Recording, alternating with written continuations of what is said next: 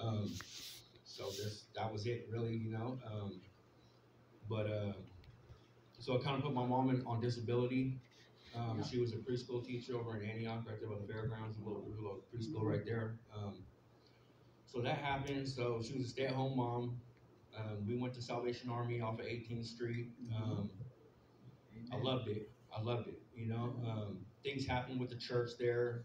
Um, different things they got switched around, different pastors or whatever, and they used to pick us up because my mom never had a car. We always took bus, BART, or taxi or whatever. Good to hear that. So we were there for like a few years, and to this day, like I always remembered, I loved it. You know what I'm saying? Like I loved going to church and fellowshipping over at the church. And but then they stopped picking different. They lost the vans or something, so it was hard for my mom to get all four of us, five of us, to get to church. You know, so it was hard. So we just stopped going. Um, I think that's when I started veering off into other things, like in middle school.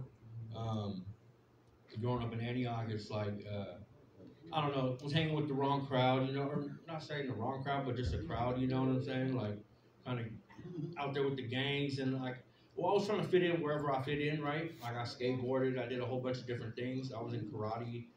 I was trying to find my place, right?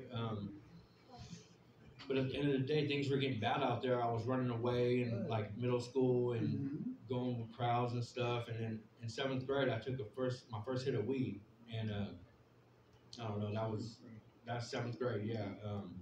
And then everything ever since after that, like I was smoking weed, drinking, and it was a chick that had the joints too. So it was like she kind of like I was looking at her, but then she had the joints, so it kind of looked good too, you know. I don't know, it was just um. So then she's like, I'll roll you a joint tomorrow, and I'll bring one to school for you. And I'm like, all right, cool.